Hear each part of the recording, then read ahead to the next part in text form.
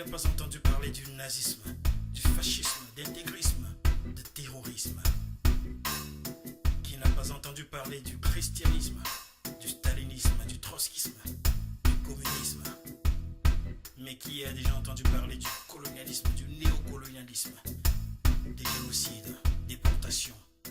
Mesdames, Messieurs, bonjour, bienvenue dans le Bœuf Bourguignon sur JMTV+. Dans le Bœuf Bourguignon, aujourd'hui, on va parler de documentaire. Oui, de documentaire. Le nom va certainement vous parler. Bumidum. Bumidum, c'est quoi?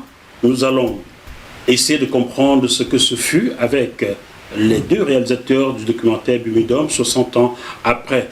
Ils sont Jéricho, qui est juste à côté de moi. Bonjour Jéricho. Bonjour. Comment ça va? Ça va très bien, merci de ton accueil. Ben, je t'en prie. Et juste à côté, ton co-réalisateur Alban Duc. Bonjour Alban. Enchanté. Comment ça va? D'être ici, plutôt bien. Là, j'adore tes doigts, c'est bien meublé, hein? Ah oui, c'est la technique de défense suprême. Donc, Jéricho, notre ami commun Thierry Jomgan qui est à Toronto. Salut à toi Thierry. Salut Thierry. Il nous a mis Thierry. en contact et voilà, et on se parle depuis quelques mois et on s'est dit bon, on va faire quelque chose ensemble. Alors, on va pas cacher les choses aux téléspectateurs, car sur JMTV+, on dit tout chez les téléspectateurs. Jéricho est le fils de quelqu'un que vous aimez beaucoup en Afrique, beaucoup aux Antilles, beaucoup en France. C'est le fils d'Éric Virgal. Voilà, vous connaissez Éric Virgal. Pas fais-moi la peine, oh. Ah, fais-moi la peine, voilà. Mais on ne parlera pas musique aujourd'hui, on parlera documentaire. Jéricho, en lisant ton curriculum vitae, on se rend compte que tu flirtes avec tout. Je n'ai pas dit avec toutes les femmes, j'ai dit avec tout. Oui. Hein? Parce que tu flirtes à la musique, en 1999, tu produis et réalises ton premier album. Tout à fait. Master Mix. Master Mix. Donc tu chantes aussi. Je chante aussi et je compose. Ça ne m'étonne pas, les chiens ne font pas les chats. Tu ne pouvais ne pas chanter. Oui. Bon, en 2004, tu collabores avec des rappeurs comme Jeez, Bams et Jeez. voilà, dans l'album Le Mur. Le mur, tout à fait. Très bien, Le Mur de Berlin, Non, c'était... Le Mur de quoi, d'Israël, là? Non, même pas. Non. C'était en fait, c'était juste le titre de l'album, quoi. Bon, ben écoutez, je salue Bams et je salue... Tu nous les présentes? Jeez aussi, Jeez, pardon. Jeez, je te salue. Tu l'amènes dans le Bœuf Bourguignon bientôt. Hein? Il n'y a pas de souci. Voilà. Ensuite, 2006, sortie de l'album XD, Project Raga Hip Hop, qui regroupe des artistes comme Sport MC, Spot MC, Terry G Terry G. et bien d'autres encore, quoi. Donc, qu'est-ce qu'il n'a pas fait, ce type? Il fait tout, lui. 2011, sortie du single Caribbean World. Oui, effectivement, j'ai sorti ce single. J'étais, on va dire, pour expliquer un peu le contexte, j'étais au carnaval au mois de février dans la Caraïbe. Et en fait, j'ai commencé à filmer un peu le carnaval et puis je me suis dit, pourquoi ne pas faire un petit truc, quoi. Voilà, tout à fait. Bah, Alban, est-ce que tu veux pas l'écouter, nous pousser un truc en acapella? Non. Plus tard, Moi je veux coller toi. un petit peu détendu. Attends, on est détendu déjà. C'est vrai. Il faut nous coller quelque chose, mon gars. Bon, allez, il va le faire, hein, chers téléspectateurs. Ne vous inquiétez pas, ça va le faire. S'il ne le fait pas, on va l'aider. Donc, 2012, sortie du single Don't Leave Me, Jéricho. Against qui fit où? Lydia Lawrence. Lydia Lawrence, en fait, c'est un featuring que j'ai fait avec une chanteuse qui vient de Saint-Martin. Et donc, on s'est rencontrés par l'intermédiaire d'amis. Et en fait, on a décidé de faire ce single. Donc, c'est sûr que les droits d'auteur, ça doit être plaisir pour lui. Hein? 2014, single Brésil. Le titre est entré en playlist en Turquie. Oui, Qu'est-ce que c'est que cette histoire? en Turquie. Et en Allemagne aussi. Tout à fait. Tu chantes en français? Non, en anglais. In English? You speak English? Just a little. This man. Alban, tu savais pas, hein? Yeah, he speaks English very well. He do speak English well? Yeah, I speak English too, and I sing in English, but... Like a Frenchman? Yeah, we have a French accent, yeah. French accent? Yeah. French accent. Yes. The British girl loves French accent. Do you know British accent's really hard to get to. My bad. 2018, sortie du single Look at Sky. Oui, en fait, on était en train de travailler ensemble pour C'est ça. Je crois qu'à l'époque, on travaillait sur, au départ, on travaillait sur le long métrage fantastique qu'on compte faire, donc Sekhmet, et on voulait faire la musique aussi ensemble, et donc on a fait une musique électro tous les deux, voilà. Et qui s'appelait, je crois pas que c'est Look at the Sky, c'est pas ce nom-là qu'on a regardé. Non, mais on avait travaillé So Many. Voilà, c'est So Many Ouais. qui vient juste après et tout, et qu'on avait travaillé là-dessus. En fait. That's very nice. 2019, donc c'est pas vieux. Sorti du single What You See. Ce que tu vois. C'est celui-là. Voilà. C'est celui-là, What You See. C'est celui-là. Donc vous n'allez pas échapper à cela maintenant. Allez-y, faites-nous un bout de What You See. C'était quoi? I see so many colors in your eyes. I see so many. I see so many. Il n'y a qu'une phrase. Voilà. C'est tout? C'était de l'électro, c'est de l'électro. C'est l'électro, c'est l'électro. On aura d'autres musiques qui arrivent avec plus de textes. Bon, en filmographie, 2019, le clip vidéo de Master Mix. 2006, le clip de XD. 2011, le clip de Caramel Watt. 2012, le clip Don't Leave Me, ne me laisse pas, oui, prends-moi. 2018, clip de Look at Sky. 2019, clip What You See, que vous venez de mimer là. Tout à fait. Il faut voir ça, on peut le trouver sur les réseaux sociaux là. YouTube, Sur directement. Oui. Donc vous êtes sur YouTube, chers téléspectateurs, vous tapez What You See, in English, What You See, ce que tu vois en français. Vous voyez ce que je veux dire, voilà. Vous êtes tombé sur ce que moi je suis curieux, j'ai regardé. Maintenant, on entre dans ce qui vous amène ici aujourd'hui, les courts-métrages et les documentaires. 2016, HLM.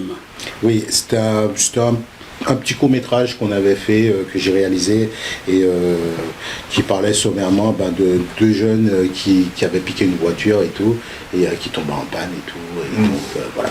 Dis donc. Bon, j'ai cru que c'était les HLM pourris. Non, pas du tout. Beau à l'extérieur, pourri à l'intérieur. D'ailleurs, mon bailleur va bientôt être au tribunal avec moi parce que ça fait 16 ans qu'il me fait santé. Santé. Voilà. À ce beau moment. Ah, c'est bon moment, ouais. Ça, dans le Bourguignon, c'est toujours comme ça. Et je suis sûr d'une chose, quelqu'un ne me fera pas la peine aujourd'hui. 2017, c'était Sekhmet. Oui. Qu'est-ce que c'est que ça? En fait, c'est un mini court-métrage qu'on a fait et en prévision d'un long métrage. Donc long métrage fantastique sur lequel on travaille depuis 4 ans maintenant. Donc c'est un long métrage qui à terme est censé être un peu de la science-fiction, de l'aventure aussi. Et on veut amener le cinéma français dans une autre dimension, un peu plus avec des effets spéciaux et ce genre de choses, et un peu sortir de l'idée soit humour, soit film d'auteur. Voilà. Vous n'aurez pas un petit rôle pour moi là? Moi j'ai quitté le cinéma français depuis. Le dernier film dans lequel j'ai joué c'était Anthony Zimmer. Regardez Anthony Zimmer, j'ai fait une réplique à Yvan Attal lorsqu'il s'enfuit de l'hôpital. Et comme la règle veut en France, je joue le rôle d'un Antillais qui nettoie l'hôpital. Ce qu'on va retrouver dans Bumidum dans quelques minutes. Tout à fait. Donc tu comprends pourquoi ce documentaire m'a touché. Au cinéma, le premier rôle dans lequel je dois faire une réplique est le rôle d'un Antillais qui nettoie l'hôpital et qui pousse un chariot. Voilà. En blouse blanche, regarde dans ce film, les maîtresses tenues derrière. Voilà. Le Voilà. cliché. Ouais, le cliché. Voilà le rôle qu'on me confie. Voilà. À l'époque, je suis en école de journalisme. Je suis étudiant journaliste et on me donne un rôle pour de nettoyeur d'hôpital. Voilà. Parce que je suis brûlé par le soleil. Oui. Donc, débrouille va me trouver un bon rôle là. Voilà pourquoi j'ai quitté le cinéma. Bon, je ne vais plus jouer au cinéma français, je fais autre chose. Donc, maintenant, 2017, tu rentres dans ce qu'on appelle documentaire désormais, vraiment. Le premier documentaire, c'est au conservatoire. Il parlait de quoi rapidement? En fait, le conservatoire, j'ai réalisé ce documentaire sur le conservatoire avec les jeunes, comment le nombre d'activités, comment ça se passait les activités avec les jeunes, leur programme et tout, et en même temps avec les différents protagonistes. Et que ce soit piano, basse, contrebasse, et par la suite il y a eu le concert final du conservatoire, et donc j'ai fait ça pour le conservatoire d'Aubervilliers. D'Aubervilliers? Oui. Waouh, pas loin d'ici, Aubervilliers, porte de la vie d'être là. 2021 maintenant, je prends l'élan car c'est du lourd. Bumidum. Bumidum, 60 ans déjà. Bumidum, 60 ans déjà. Oui. Je vais te faire le speech et ensuite on va discuter. Chers téléspectateurs, écoutez bien l'histoire. 1959, au retour d'un voyage officiel à La Réunion, l'île de La Réunion, avec le général de Gaulle, Michel Debré, alors Premier ministre à l'époque, Tout à fait. Je crois. Premier ministre français, crée en 1963 le Bureau des migrations des départements d'outre-mer. Vous avez bien compris. Bureau des migrations des départements d'outre-mer. Ça veut dire que les outre-mer sont encore considérés comme étant des pays, des colonies. Puisqu'on parle des migrations, je pensais que les outre-mer étaient la France. On poursuit le speech. Le BUMIDOM était censé résoudre les différents problèmes vécus dans les anciennes colonies. Chômage, forte natalité, pauvreté. Devenu département d'outre-mer en 1946. Ça veut dire que lorsque Michel Debré et le général de Gaulle font ce voyage à La Réunion, cela fait exactement 13 ans que les Dom-Tom sont la France. Tout à fait. Officiellement. Mais on nous parle encore de migration, de qui se moque-t-on? Il réussit surtout à déplacer près de 160 000 personnes. Je parle sous ton contrôle, si je me trompe, tu m'arrêtes. 160 000 personnes en 20 ans. Entre 1963 et 1981, les autorités françaises, de droite surtout, vont déplacer 160 000 personnes brûlées par le soleil comme Jéricho et moi des Antilles, Martinique, Guadeloupe, Réunion, et j'en passe. La Guyane aussi. La Guyane, j'oublie, pardon. Christian Taubira, faut pas fâcher. En leur promettant à chaque fois une vie meilleure en métropole. Mais ce fut tout simplement un moyen détourné d'offrir une main-d'œuvre bon marché aux patrons métropolitains. Selon le réunionnais Aimé Técher, porte-parole du collectif Oubli Paouin, à l'époque, les jeunes Français dénigraient la fonction publique. La majorité des jeunes métropolitains refusaient des emplois au PTT, à la SNCF, à la RATP et dans les hôpitaux. J'explique pour ceux qui ne sont pas dans le contexte franco-français. Les PTT, c'était la Poste, un peu partout comme ça, même en Afrique. La SNCF, c'est la Société de chemin de fer, nationale de chemin de fer. Et la RATP, c'est le transport urbain, bus, métro, RER, dans Paris et sa région. J'ai bien résumé l'affaire. Tout à fait. Donc, les jeunes Français et les hôpitaux, les Français dénigraient des travaux à l'hôpital, c'était des travaux de cuisiniers, de balayeurs, de nettoyeurs. Tout à fait. De lingerie. Et tout De lingerie. Donc, il fallait aller prendre des gens gentils pour le faire. Bien. Donc, on est allé chercher des Français là où ils étaient, à La Réunion, aux Antilles en général. Que savons-nous de ce bureau d'émigration des départements d'outre-mer? En avons-nous seulement un jour entendu parler? Existe-t-il même un seul manuel scolaire évoquant cette autre page sombre de l'histoire de France?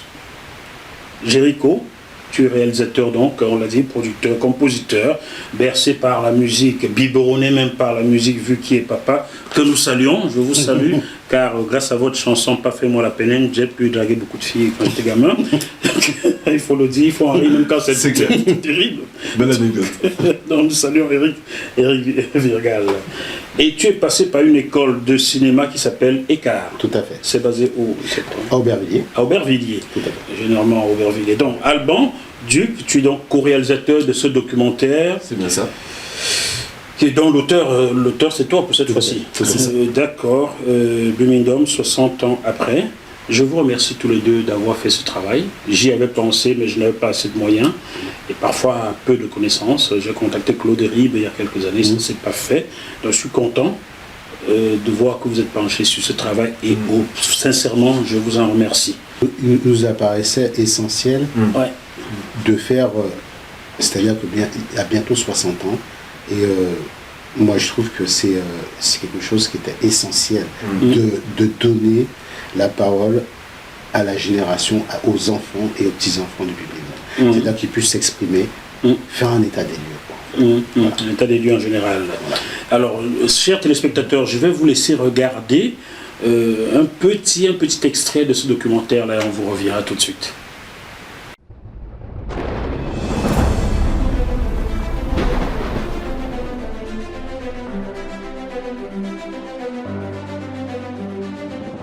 d'hommes, 60 ans déjà. Il y a eu énormément d'hommes noirs qui ont marqué l'histoire. Voilà. Et ça, on nous le met en sourdine et il faut qu'on aille le chercher pour que nous-mêmes, à un moment donné, on soit fiers. Et c'est peut-être ça aussi qui nous rend très fiers aujourd'hui, c'est qu'on s'est rendu compte qu'on nous a caché des étoiles.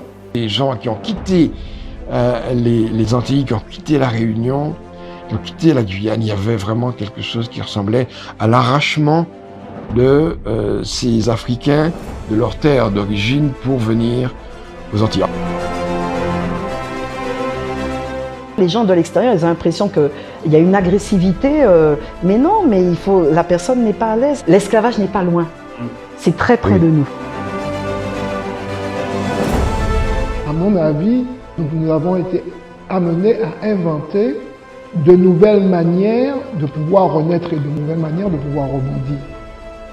Et avec les enfants de Lumidon, nous avons appris à construire une relation avec l'autre sur des bases différentes. Mais moi, mon ancien responsable, qui du coup ne se doute de rien, une fois, on parlait, c'était pendant la Coupe du Monde, il m'a quand même sorti, cette personne peut pas en équipe de France en rigolant parce qu'il n'est pas assez noir. Il a jeté un froid dans la Réunion.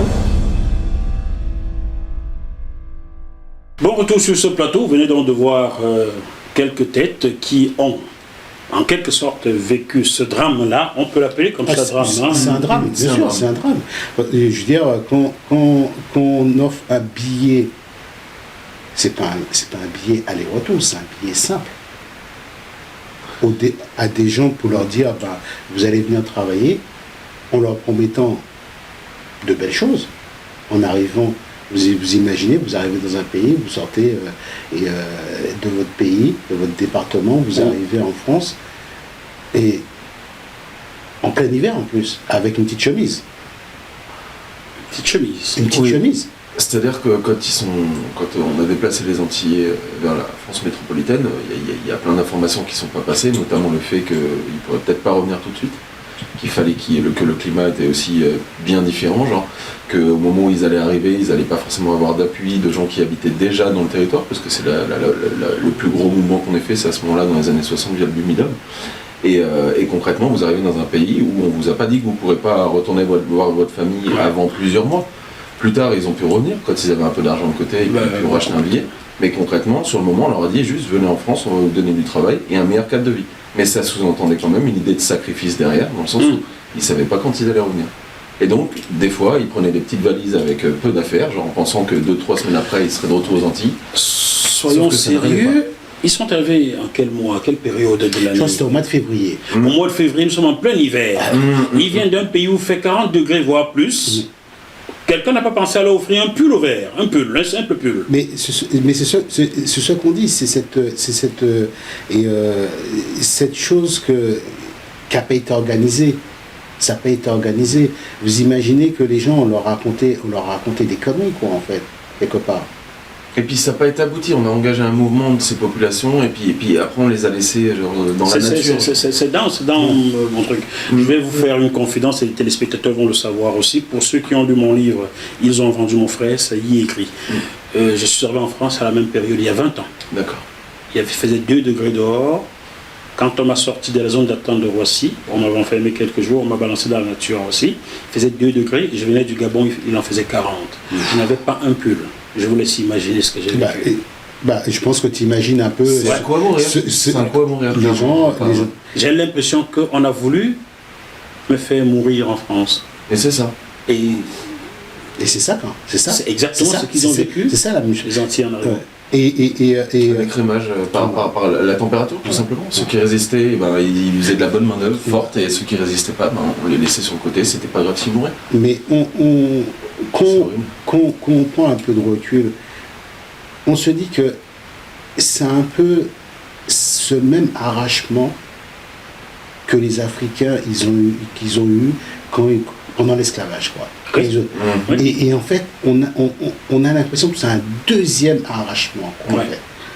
Et paradoxalement, ce qu'on oublie, c'est que il y a des familles, il y a des parents qui sont derrière, qui laissent leurs enfants, et en plus, ces parents-là ne connaissent pas le pays, ne savent pas comment ça fonctionne. Et laissent partir ces enfants vous imaginez un peu cette tristesse et cette blessure. Et cette blessure, c'est... La culpabilité d'avoir laissé partir son enfant. Je pense que tout individu qui a des enfants, je pense que les spectateurs, vous laissez partir vos enfants dans un autre pays, vous ne connaissez pas le pays, vous ne savez pas comment vos enfants, comment ils vivent, parce que, et avec cet amour propre, on ne va pas dire maman, papa, je souffre. Oui, on le dit pas souvent à l'époque, beaucoup moins de moyens de communication. Tout à fait. Donc ça veut dire être vraiment coupé de toute sa famille pendant plusieurs mois. Aujourd'hui, il y a Facebook. Tu pourrais dire qu'il y a des problèmes quand tu arrives dans le pays. Tu dis, bah voilà, par rapport à ce qu'on m'avait promis, il y a ça et ça qui ne marche pas. Mais ça se trouve, il y a des fois, il y avait 2-3 mois avant d'avoir l'information. Et encore. Parce qu'à l'époque, le téléphone coûtait cher. Très cher. Jusqu'à il y a 20 ans, quand j'arrive en France, le téléphone coûtait... On allait dans les cabines téléphoniques mettre des cartes. Ou les pièces. Rapidement, les pièces, ça passait. C'était très cher. Alors, très cher. Comment garder ce lien aussi, la poste pour envoyer une lettre. J'ai parfois l'impression, c'est de moi qu'on parle, car je me débrouillais. Je faisais des acrobaties pour pouvoir appeler ma mère une fois par mois. Voilà. Il y a 20 ans. Mais il fallait faire des acrobaties. J'imagine il y a 60 ans, ça devait être peut-être une fois par an qu'on appelait ses parents. Ouais. Mais tu vois, ce que tu dis, cette acrobatie que tu faisais, il faut imaginer que les gens aussi faisaient cette acrobatie, quoi, en fait. Et quelque part, quand tu dis que tu as l'impression qu'on parle de ton vécu, en fait, le documentaire, il est fait de telle façon, il n'est pas à charge. Il n'est pas à charge, c'est juste une discussion. On présente des faits. On présente des faits, on pose les faits sur la table, et chaque personne peut prendre ce qui l'intéresse. C'est la raison pour laquelle on a introduit un psychologue dans ce documentaire et un sociologue. Parce que c'est vrai que nous les Noirs, on va pas voir de psychologue. On se parle entre nous, généralement. Voilà. J'espère que tu as noirci de ce côté-là, toi. Moi, je ne sais plus quel acteur disait ça, mais il disait aujourd'hui, les gens ont des psychologues. Moi, à l'époque, j'avais des amis. Et je trouve ça très vrai. Les vraies amitiés, c'est les amitiés où on peut parler de tout et construire quelque chose. Et aujourd'hui, je pense que les gens l'oublient. Donc au final, c'est peut-être pas mal si vous n'avez pas de psy. Je te dirais, c'est même mieux. Les téléspectateurs, pardonnez-nous de rire, même lorsque c'est difficile dans le bœuf bourguignon, on doit trouver un moyen de rendre les choses un tout petit peu gaies. Un tout petit peu gai. Alors, Jéricho, Bumindum, 60 ans après, pourquoi as-tu eu ce besoin de réaliser un nouveau documentaire, sachant que ce sujet avait été traité par Jackie Bastide, narré par Audrey Poulvard en 2010? Tout à fait. Pourquoi? Je dirais que à l'époque, quand ils ont traité de ce sujet, ils ont traité le sujet avec les enfants, avec les parents qui sont arrivés à cette époque. Nous, notre documentaire, le point de vue et l'angle de vue qu'on prend, c'est les enfants. La descendance, en fait. Voilà, la descendance. En 2 générations. Voilà, en 2021, qu'est-ce qui a changé? État des lieux. Voilà. Et c'est avec les enfants et les petits-enfants. Aujourd'hui. Avez-vous eu le sentiment, en réalisant ce documentaire, que les petits-enfants étaient assez au parfum de ce que leurs grands-parents avaient vécu? Si, ils sont... Certains, ouais. Certains, ils sont au fait, et c'est une continuité. Ils sont au fait sans avoir cette référence. Mais en fait, ils ont encore cette souffrance qu'ils ne comprennent pas. En fait, laquelle? Le plafond de verre. Le plafond de verre, et on se retrouve avec toujours on va pas dire tous les policiers sont racistes, on va pas dire ça. On va pas le dire. Non, mais quand vous voyez... Quand on est contrôlé 20 fois par jour... Quand vous voyez que 2 noirs dans une voiture, on se fait contrôler systématiquement. Je pense que ça t'est déjà arrivé. Tu veux que je te dise ce que j'ai vécu il y a un mois pile poil, le 4 mars 2021. Je reviens de Bruxelles. J'arrive au péage à l'entrée de la région parisienne. Je suis interpellé par un agent de force de l'ordre qui me pose cette question-ci. Est-ce votre voiture? Il ne m'a pas demandé ma pièce d'identité. Est-ce votre voiture? Je dis, monsieur... Comment on explique ça? Pourquoi? Je veux voir la carte grise. Je prends ma carte que je lui donne et je lui dis, je suppose que vous voulez aussi ma carte d'identité, la voilà. Vous voulez mon permis, voilà aussi ma carte de presse. je vous remets en circulation. Pourquoi me demande-t-on, est-ce votre voiture? Parce qu'elle est un peu grosse, n'est-ce pas? Hier, quand j'avais la Twingo, la petite voiture, j'étais toujours interpellé. On me prenait pour un dealer. Voilà. J'ai changé de voiture pour la grosse pour passer tranquille. Je ne passe toujours pas tranquille. Donc, que vous soyez seul, noir dans une voiture en France, ou plusieurs, vous subissiez les mêmes. Voilà. Les mêmes contrôles. Voilà. Donc, ça m'a paru essentiel de faire ce documentaire. Parce que, au jour d'aujourd'hui, je pense qu'il y a toute une génération qui a envie de parler et qui souffre, qui souffre. Au jour d'aujourd'hui, dès qu'on commence à parler, on vous dit, là, vous êtes raciste, vous êtes anti-ça, anti-ça. Donc, en fait, on a l'impression que les gens, ils vous empêchent de parler. On vous baillonne, en fait. Voilà, voilà. On a une pensée, on a cette pensée actuellement en France, et on vous interdit de dire les choses, de dire les choses simplement, de dire la vérité.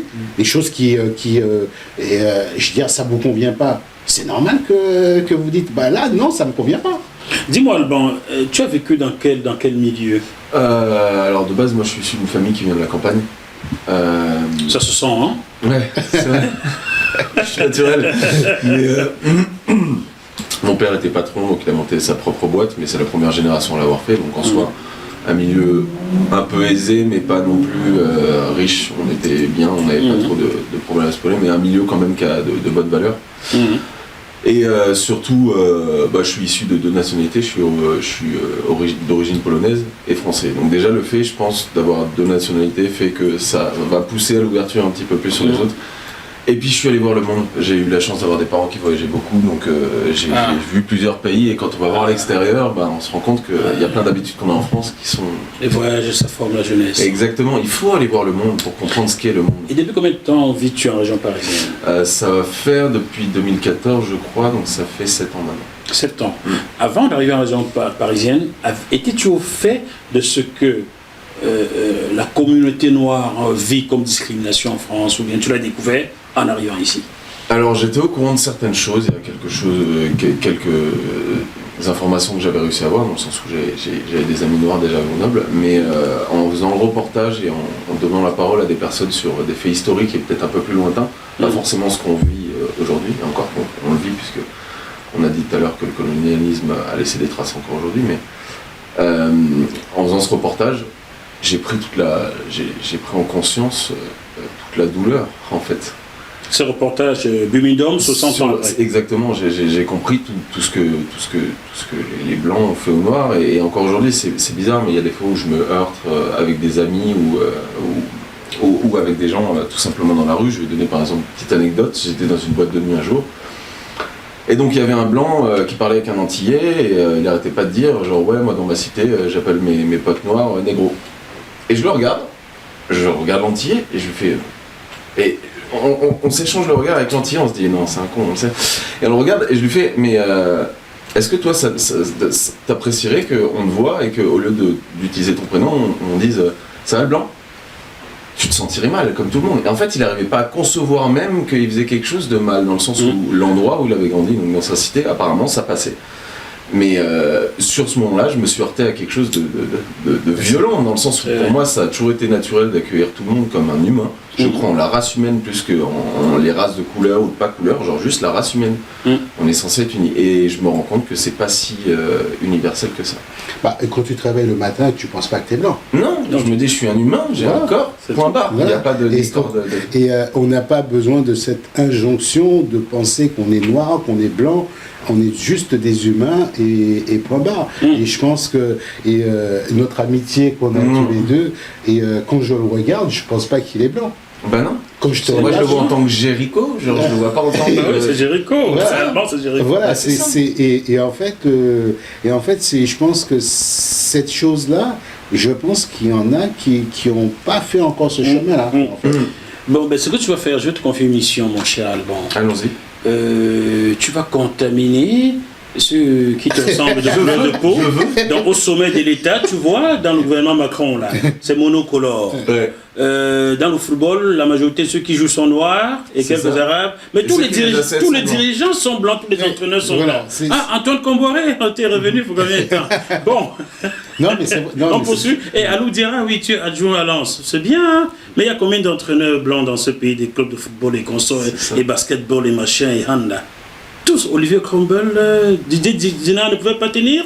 Bon, tous sont blancs. Ouais. D'ailleurs, en 2004, Claude Simonet avait déclaré, lorsqu'il fallut remplacer Jacques Santini, Jean Tigana était pressenti.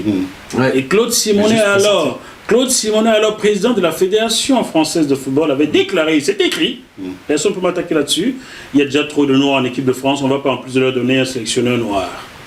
Claude Simonet. Et c'est passé comme une lettre à la poste. Ah oui, nous sommes en France. En Grande-Bretagne, ce mec à vie n'aurait jamais plus ouvert sa Et bouche. c'est normal, et en Et France, en on France, ça reste comme passe, c'est normal. Bah, ce On est que- vraiment l'ancien monde pour Voilà. moi. Pour le coup, Et ce que, comment dire, qu'on s'aperçoit en France, on a ce qu'on appelle l'hypocrisie raciste.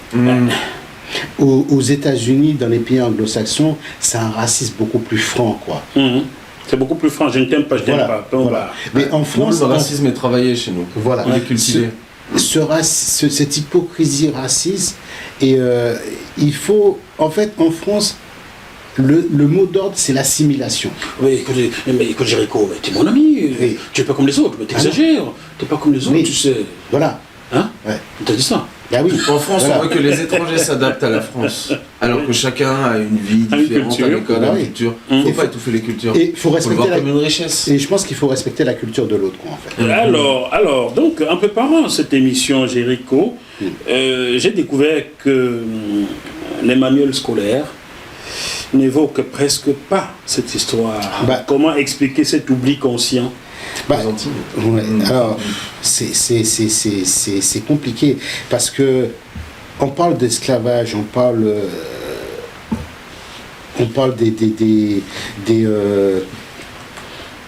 des auteurs noirs, on parle des étoiles noires.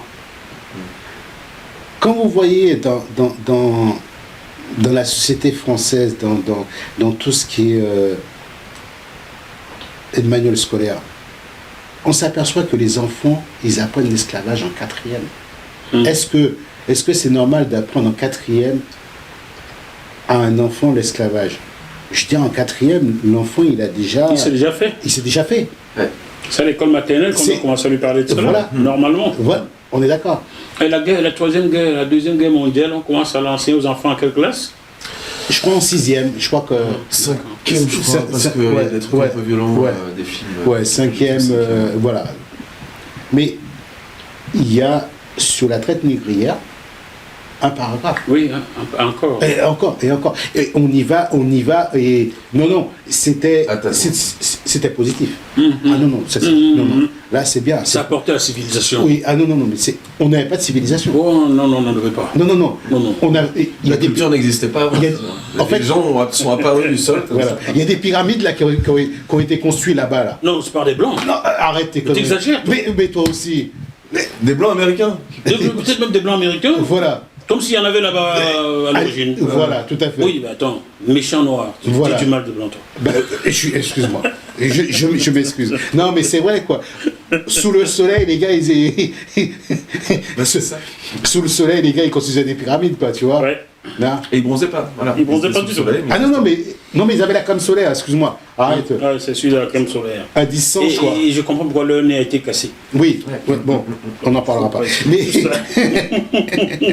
Et juste pour rester là-dessus, moi ce qui m'a plus choqué, c'est d'apprendre qu'aux Antilles, pendant très longtemps, on dit qu'aux Antillais, que leurs ancêtres étaient des Gaulois. Même en Afrique. En Afrique aussi. Même en Afrique, mon ancêtre était gaulois. Ça c'est absurde, voilà, on va pas se... C'est comme... C'est con. C'est exactement pareil quand tu dis à un petit blanc, bah, tes ancêtres ils étaient noirs. Le choc pour lui, à l'inverse, il se dit effectivement parce qu'il bronze. Oui, c'est possible. Cette vérité-là est moins logique. Voilà. Pour les gens, c'est plus pour les gens d'accepter que le berceau de l'humanité se trouve en Afrique et que de base on est tous noirs et qu'on a perdu notre teinte au fil du temps en allant dans certains pays plus tempérés. Bon, attendez, il y aura une vague de cancer de la peau en Occident. Et les pays les plus exposés sont ceux qui ont été réfractaires à l'immigration des Noirs. Je parle de la Nouvelle-Zélande, je parle de l'Australie, je parle de quelques pays scandinaves là. C'est pas un hasard si aujourd'hui les pays en Scandinavie, au nord de l'Europe, là favorisent l'immigration des Africains, c'est pas le hasard. Hein. Ne pensez pas qu'on est dupes parce que nous ne passons pas sur vos chaînes de télé. Nous connaissons les choses. Hein. Bon, pendant que les jeunes filles défilaient, ça c'est quelques ressentis, et vous allez réagir là-dessus, les ressentis des gens qui ont vécu cette période du Bumidum. Pendant que les jeunes filles défilaient, il y avait le public employeur qui était là et qui choisissait. Cela m'avait fortement marqué parce que je venais de lire, et quelques jours plus tôt, comment on présentait les esclaves. Et c'était exactement de la même façon. Cette image me reste encore toujours. C'est dit par le Réunionnais Aimé Técher. Alban, est-ce que cela te choque de constater qu'à la fin du XXe siècle, en France, on faisait encore défiler des Noirs comme des esclaves pour que le patronat choisisse? La personne qui me l'a appris pendant le reportage, c'est Aimé Charles, donc est psychologue, très intéressant, et quand il m'a dit ça, j'en ai pleuré. J'en ai pleuré dans le sens où, déjà, comment à l'époque des colonies on a pu faire ça, c'est horrible, et comment aujourd'hui, genre, à une époque et pas si lointaine que nous, hein, vraiment, genre 60 ans c'est rien, et 40, 20 ans encore moins, qu'on ait encore été dans cette optique-là. Je me dis que, mince, on a tous un cerveau qui fonctionne, on est censé quand même être une espèce qui est quand même assez développée, et toujours en plein développement, mais... Et c'est marrant qu'on ait encore des mentalités de limite d'Australopithèque. Je t'amènerai bien devant les préfectures françaises, ici en région parisienne, à minuit, voir comment entre les... Ah mais je suis sûr que ça me choquerait tout autant. Ça n'a pas beaucoup changé. Ça me révolte plus que ça me choque. Parce que si nous on arrive à être là, présent ici, et qu'il n'y ait pas de problème, pourquoi pas plus de gens n'arrivent à le faire? Ne t'inquiète pas, sur JMTV+, nous développerons une télévision qui acceptera tout le monde. Ah, c'est sûr. Et d'ailleurs, désormais, quand tu as du temps, tu viens là, tu deviens mon chroniqueur. Je n'ai pas demandé ton avis, je viens de te copter. Et c'est gratuit, s'il te plaît. Donc, j'en profite pour saluer Gaëlle Kadiou, qui n'est pas là aujourd'hui parce que le confinement fait qu'elle ne peut pas. Elle est très loin d'ici. Gaëlle Kadiou, c'est la nouvelle chroniqueuse et même chargée de prod de JMTV+, qui le fait bénévolement et le fait très bien. Donc, tu peux me dire bonjour Gaëlle Kadiou, elle est là. Bonjour Gaëlle. Il y a aussi Pierre Moukoko, ils sont tous là. Bonjour bien aussi. Voilà, relation Afrique-France, les gâchis français. Ça, c'est écrit par Pierre Moukoko. C'est posé juste à côté, là. Donc, je lis une autre réaction. Une fois que Bumidum m'a permis de monter sur Paris pour aller travailler comme employé de maison, après que je fasse quoi que ce soit, ce n'est plus leur affaire. C'est vrai que, je vous dis la vérité, que je sois clocharde, prostituée, institutrice, ce n'était plus leur problème. C'est dit par une dame géronise, une martiniquaise. Tout à fait, tout à fait. Cela signifie que, tu as fait une petite entrée en matière tout à l'heure, une fois qu'ils arrivaient sur le territoire français, il n'y avait plus de suivi du tout. Non, effectivement. C'était pas abouti. Ils ont engagé un mouvement et la fin du mouvement n'était pas là. Effectivement. Et je pense qu'on ne peut pas imaginer la souffrance de ces gens-là, de se sentir trahis. Cette trahison, je pense que jusqu'à maintenant, les anciens qu'on appelle, jusqu'à maintenant, ils en parlent pas. Ils en parlent pas à leurs enfants. Ils sont choqués. Et c'est tabou, Comment expliquer cette chose? Il n'y a pas de mots.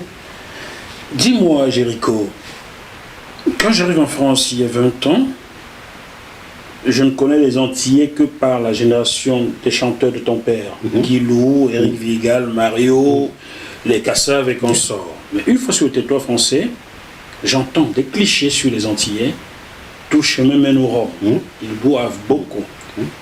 Est-ce que cet alcoolisme ne connaît pas son naissance dans ce problème? Mais bien sûr. Mais bien sûr. Besoin de faire Ils ont sombré dans l'alcool. Dans les années 90, le crack. Vous savez, je pense qu'une douleur, cette douleur-là, comment on fait pour la contrôler? Et les Antillais, ils se sont recréés en s'adaptant ici, mais ils se sont adaptés avec quoi? Le phénomène Kassav, avec la musique. Ouais. C'est ce qu'on disait, Tchéberet Pamoli. En gros, tiens, ne mollis pas. Et c'est avec cette musique qu'on s'est recréé, parce qu'on savait, et ces gens-là ils savaient éperdument qu'ils ne repartiraient jamais. Ou alors s'ils repartaient, ça allait être dans des années. Aïe, aïe. En lisant le témoignage de cette dame, on se rend compte mais ça fait mal.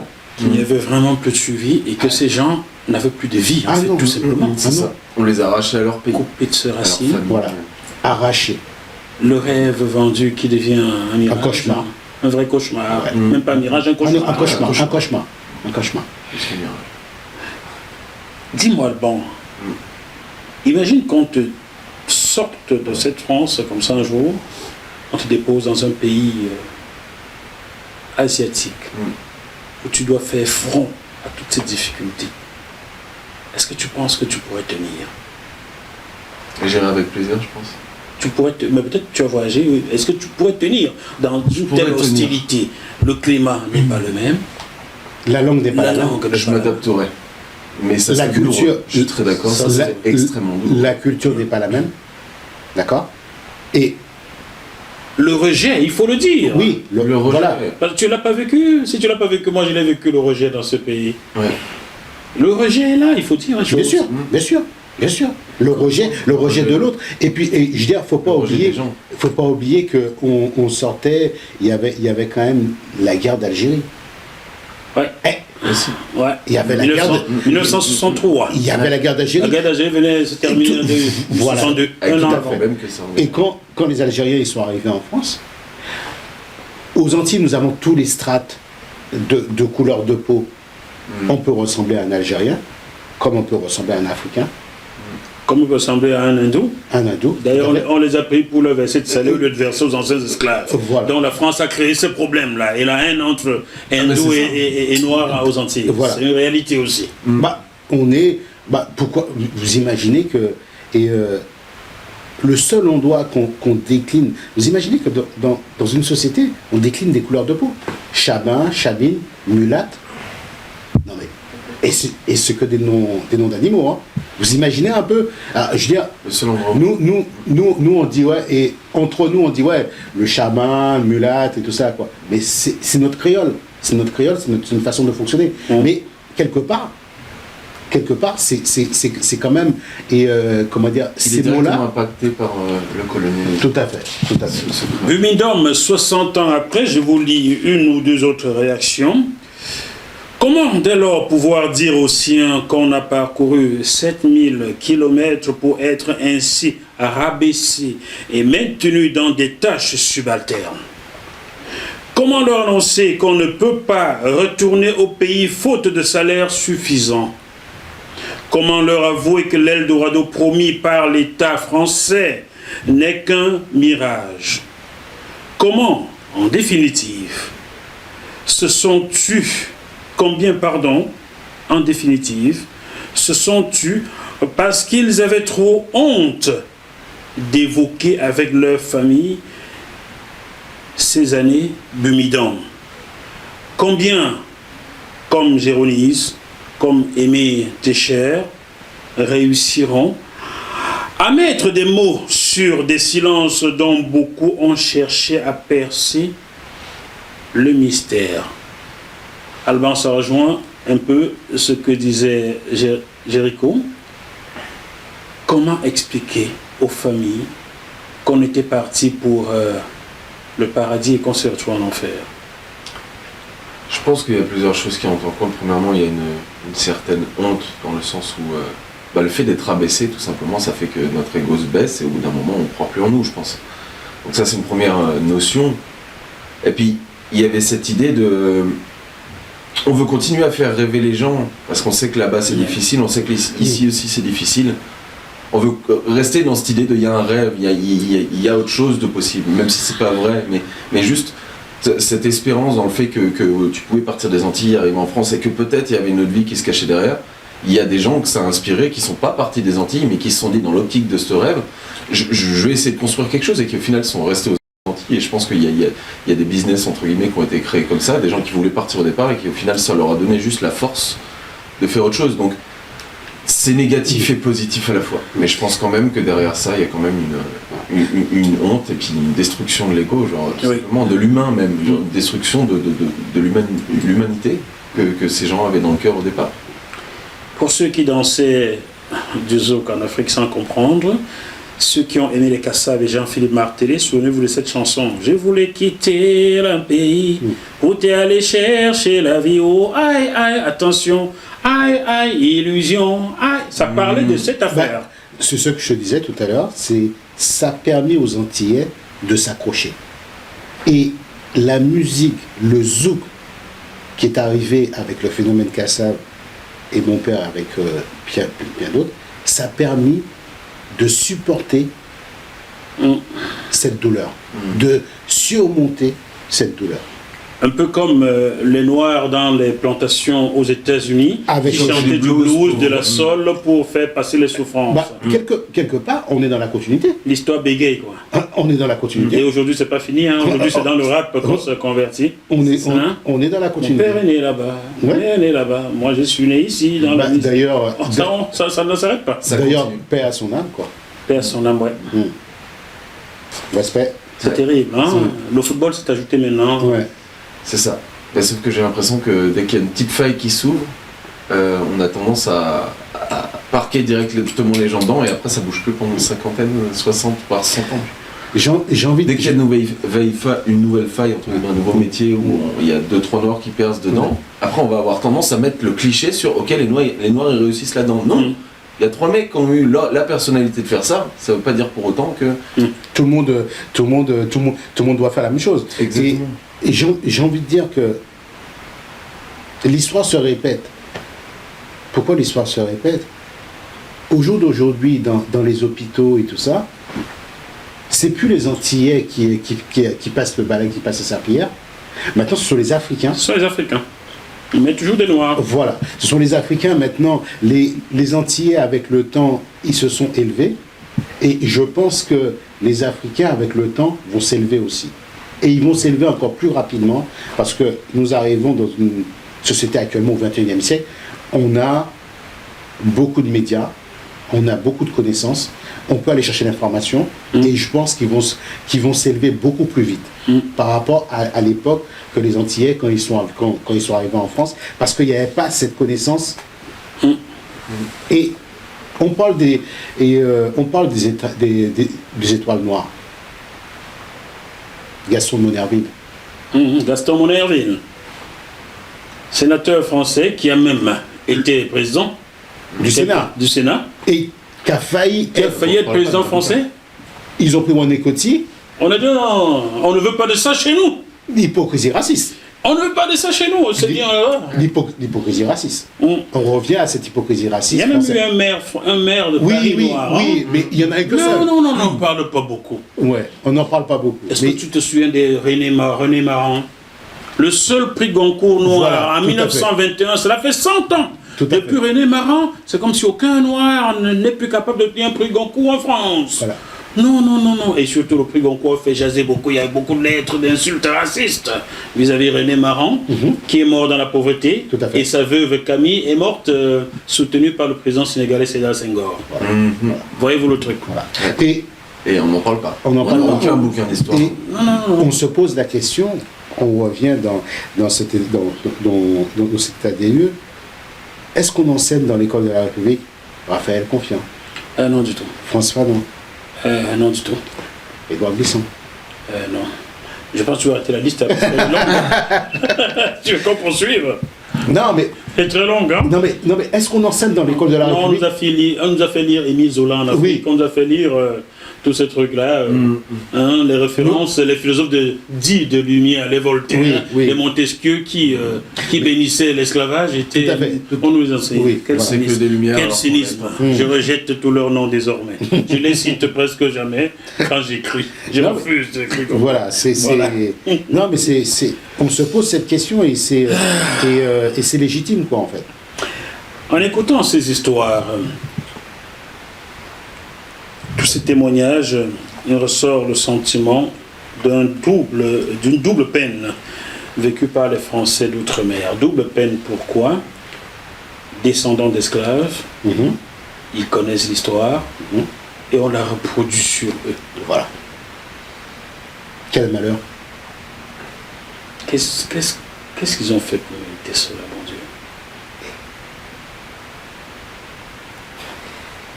On a parfois l'impression que le Dieu compris aux Antilles et partout en Afrique là, a abandonné les Noirs. Je ne sais pas pourquoi vous priez même donc. Il fallait garder les dieux originels.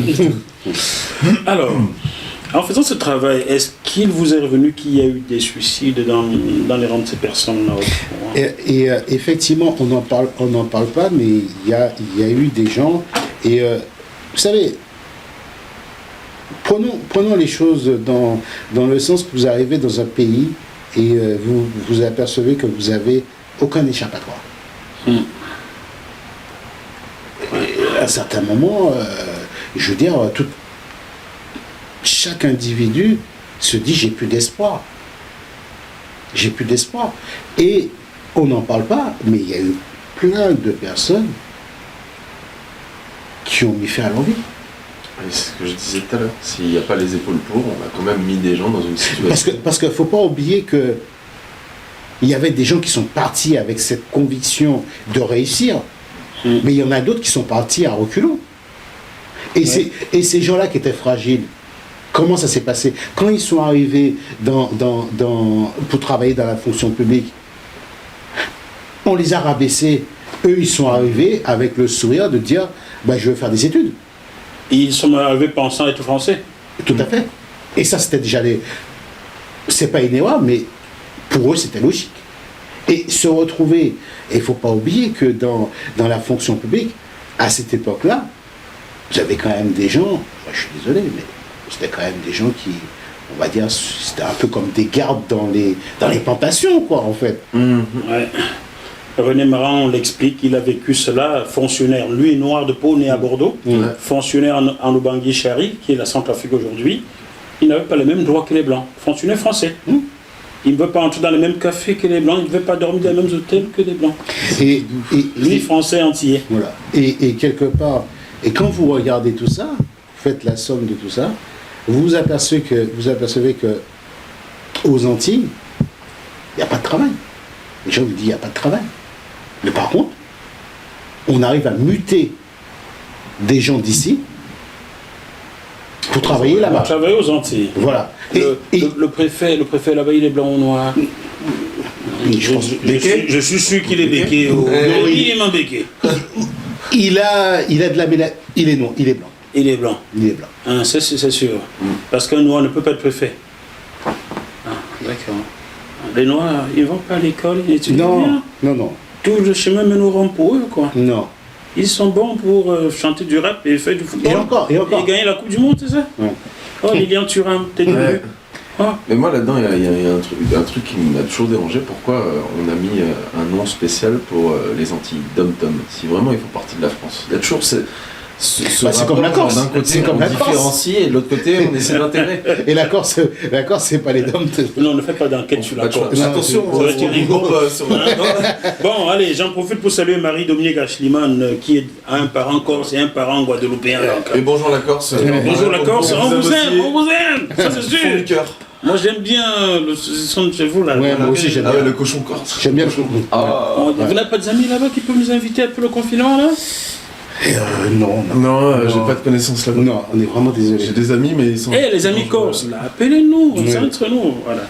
Alors, Bumindum, 60 ans après, oui, on rit, mais c'est quelque chose de douloureux. Est-ce que vous avez eu connaissance que la France a essayé de réparer ce mal fait aux Antillais? Non. Jamais. Non. Jamais. Non, même juste le nom du Bumindum a évolué au fil des années, mais le bureau est resté. Donc on a même essayé d'enterrer plus profondément. Ça s'appelle comment désormais? Je crois que c'est ANT, un truc comme ça. ANT. C'est ça. Dis-moi, toi tu naquis en région parisienne ou pas? Non, je suis né aux Antilles. Tu es né aux Antilles. Il y a de cela 20 ans, quand tu voulais un extrait de naissance, à qui t'adressais-tu? Aux Antilles. Aux Antilles. Via quel ministère? Et je crois que c'est... Via Nantes. Oui, tout à fait. Le ministère des Affaires étrangères. Tout à fait, effectivement. Je voulais évoquer cela chez les téléspectateurs et je voulais qu'ils me le confirment. En 2007, alors que je bats campagne à Asnières-sur-Seine, ville des Hauts-de-Seine, je me rends compte que les Antillais nés aux Antilles, quand ils ont besoin d'un extrait de naissance, ils doivent adresser une lettre au ministère des Affaires étrangères à Nantes. Moi, né à Yaoundé au Cameroun, naturalisé français, je veux un extrait de naissance, je dois adresser une lettre aussi au même ministère des Affaires étrangères. Pour moi, c'est logique, j'ai naquis sans être français. Mais pour lui qui naquit sur un territoire dit français, pourquoi devais-tu adresser une lettre au ministère des Affaires étrangères? Ça veut dire que tu étais aussi étranger comme moi. Mais vous comprenez la chose? C'est l'absurdité. Ah oui, et dans les deux directions, et on ne fait pas de choix, ni vers l'un ni vers l'autre, on reste entre les deux. Est-ce que tu as compris cette absurdité allemande? Ah non, mais tu le savais pas, me tout autant. Ah si, ça je m'étais dit à l'époque, pauvre de mes frères, on leur a dit qu'ils sont français, ils le croient. Surtout ça. Nous associons les mêmes chagrins. Tout à fait. Je pense que la France est une béquille pour les Antilles. Alban Duc, en te voyant sur ce plateau, en voyant mon ami Bernard Braga, ancien maire de Courcouronne, qui a été aussi conseiller technique de Mars Gallo et donc de François Hollande, qui est aussi l'un de mes chroniqueurs, en voyant Gaël Kadiou, en voyant mon ami Franck Gilles, sans qui je serais peut-être mort il y a 8 ans dans un pays. J'ai dû le réveiller à 2h45 pour qu'il réveille tout le monde pour qu'on me sorte des griffes d'une dictature africaine.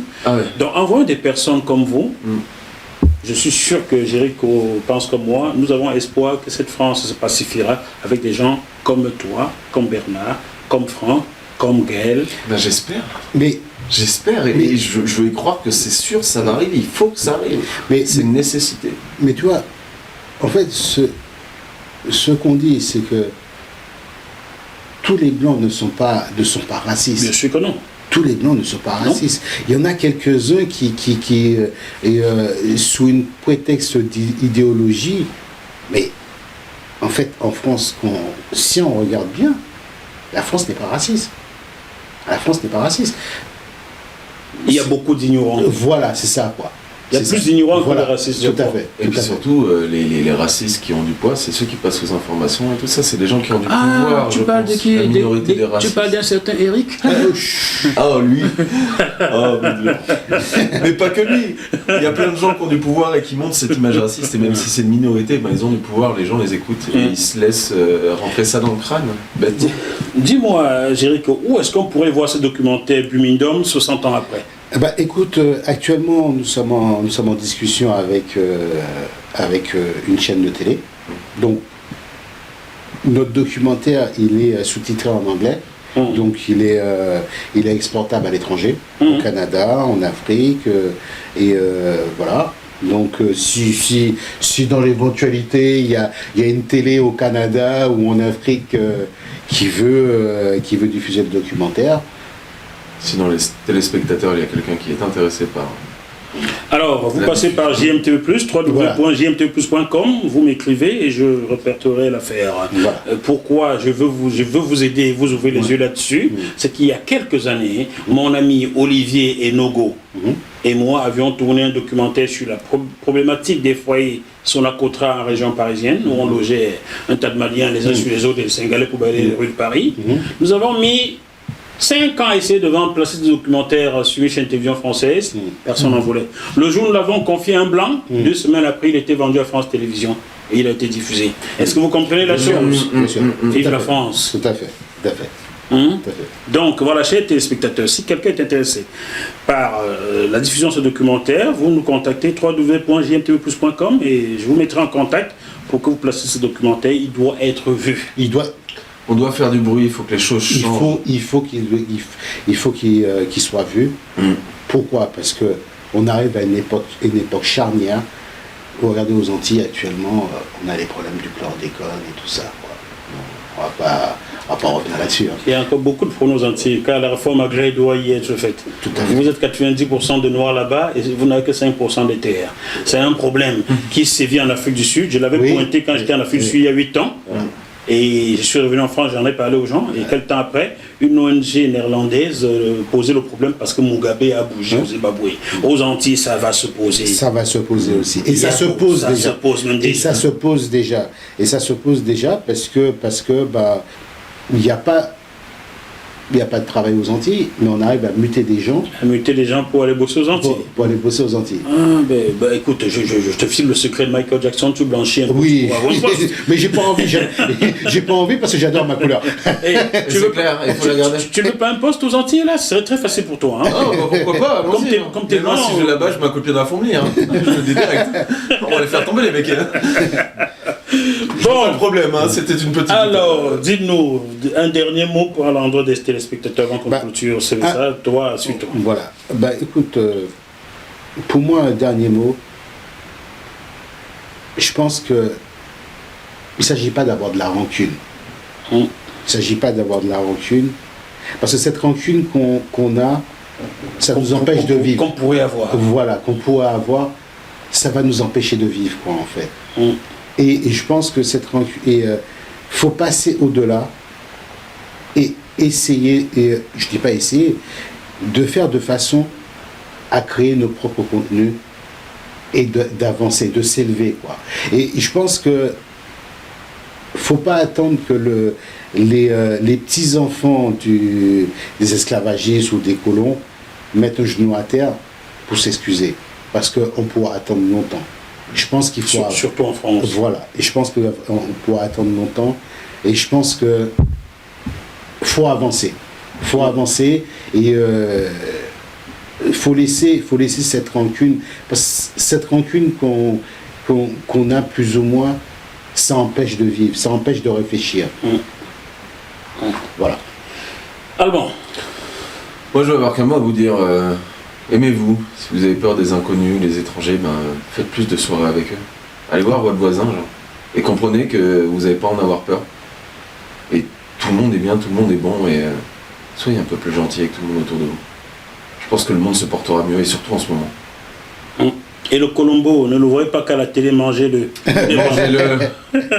Et vivez, faites des soirées. Mangez des boudins, il est délicieux d'ailleurs. Allez-y, mangeons du boudin. Allons-y. Toi tu manges du boudin noir, moi je mange du boudin blanc. Moi je mange les deux.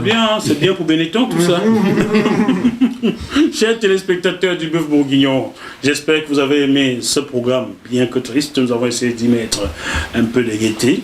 On se retrouve sur ce même plateau dans quelques jours avec un autre invité. Je ne sais pas qui, Eric et Alban voudront me proposer pour le prochain Bœuf Bourguignon. Ils ont désormais de lourdes responsabilités sur les épaules dans la tête. D'ici là, malgré la situation difficile, gardons la banane. À très bientôt. Bye bye. Bye. Au revoir.